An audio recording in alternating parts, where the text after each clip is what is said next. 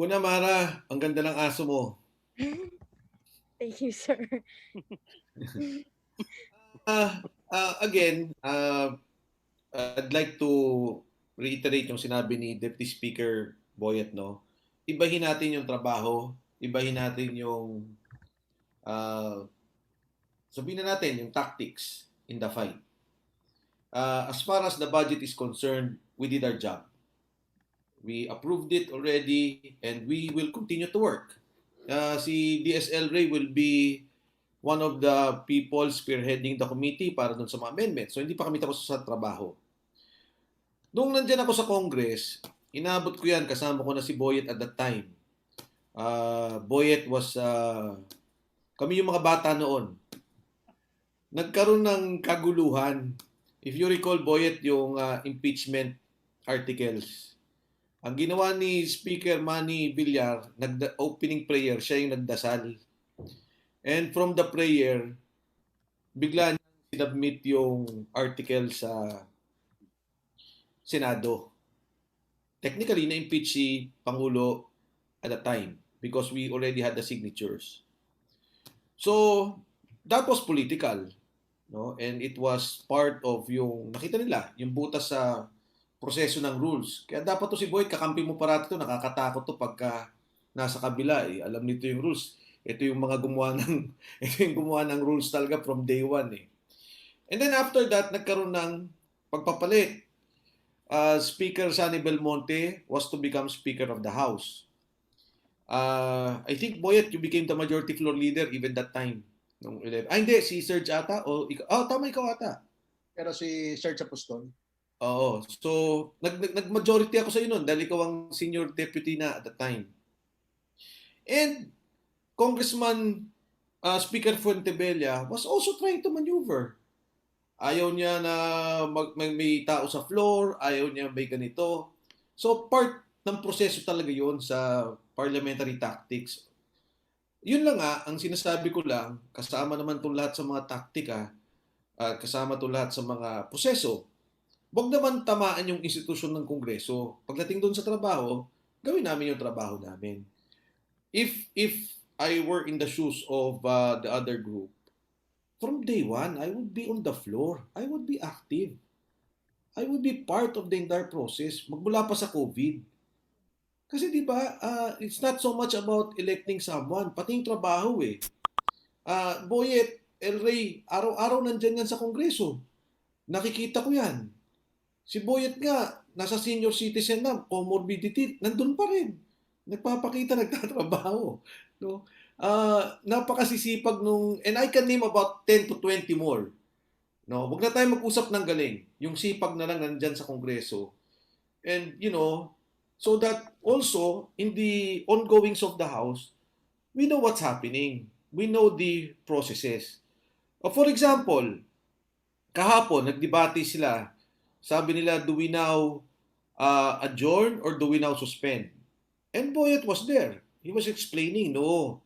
Kasi ang legislative calendar ganito, marami pa tayong kailangan ayusin for the Bayanihan Part 2. So therefore, this is the process. And, doon mo lang malalaman yung anong dapat gawin at anong mangyayari kung nandoon ka sa mismong floor at alam mo yung nangyayari in plenary. But sir, there are unique circumstances now that gives you the speaker and the speaker's allies the upper hand.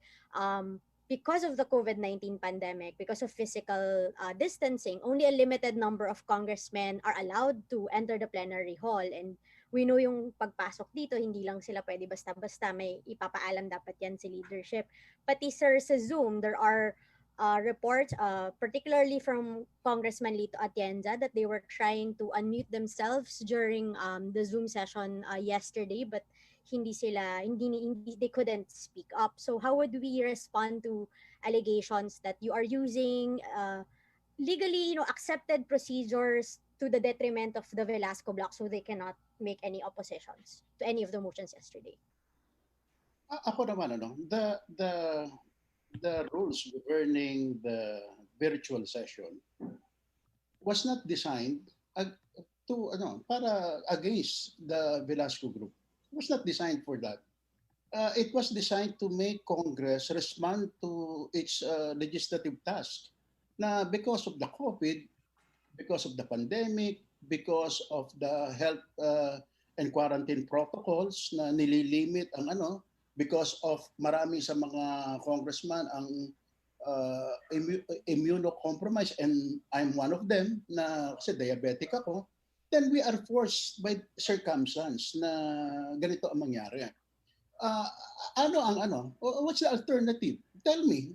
Tanungin natin sa kanila. Kila Lito na palagi nag-question ng ganitong sistema. Would we rather stop the proceeding? Tigilan na natin muna to. Hintayin na muna natin matapos ang pandemic so that magkaroon tayo ng physical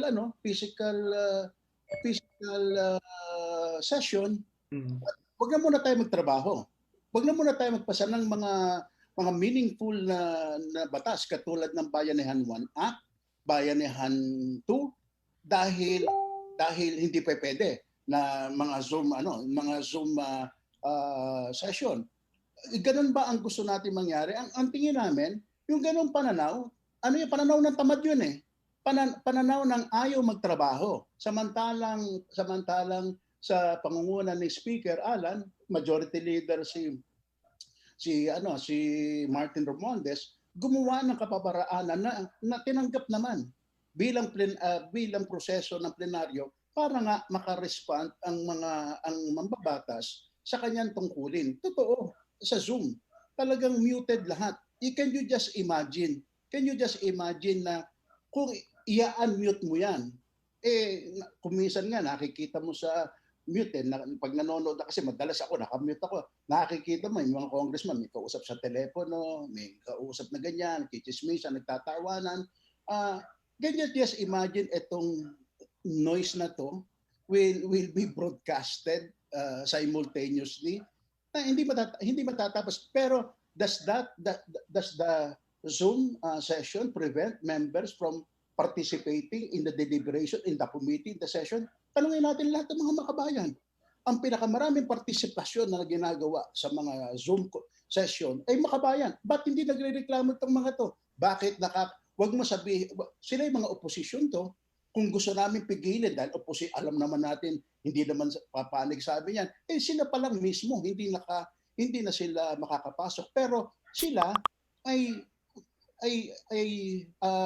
are complying with the requirements provided for in a Zoom conference or in a Zoom meeting or in a Zoom session, because bago magsimula ang session, nagbibigay naman ng secretariat kung gusto mo mag-manifest, gusto mo mag-interpellate, kung gusto mong mag-point of order, kung gusto mong other motion, merong inilagay na contact person doon at number para yun ang tatawagan mo. Pero hindi pwede sa Zoom conference na magsisigaw ka dyan dahil hindi ka talaga ma-unmute because yun talaga ang naging patakaran. Mara, may nangyari kasi nung last time nung nag-motion ako to the offer of resignation of the speaker. Ang tumayo si Ace, kung nare-recall mo, sabi ni Ace, teka, walang nag-object, unanimous na yan. Hindi ako nakasagot dahil based on the rules, gano'n naman talaga. Pero biglang pumasok yung objection ni Congressman Arnie Teves. Ngayon lumapit sa presiding officer at sa majority leader at that time, sabi ko, uy, teka lang, merong objection si Kong Arnie. So, to make the long story short, sabi niya sa akin, after the session, he called me up, sabi niya, Mike, sabi niya, nagpo-point of order ako. Sabi ko, Arnie, hindi ko nakita kasi ang nakita ko lang, nag-object ka sa Viber. Hindi ka nag-raise ng point of order. Of course, understandably, and I said sorry to him. So, sabi ko, sorry Arnie, hindi ko nakita eh. Because ako yung nandun sa podium, nagsasalita. But if I had seen it, I would have called attention. And I think naman yung secretariat, very responsive. Pag nakita lang may objection, point of order, sinasabi nila kaagad, no? Pero following their logic on this, Mara, kung sa totoo lang, wala na kami session habang may COVID. Gaano katagal to? Di talagang lalo pang hindi lang November, pwede pang patagalin talaga ng speaker to. Hanggang, kung 2022 nagka-vaccine, paano na? Di ba? I mean, following that logic, if we do not have a speaker, if we do not have sessions, then we cannot vote for a speaker. Then therefore, Speaker Alan can stay there as long as he wants without fault dahil naman may COVID following the logic that they are propounding.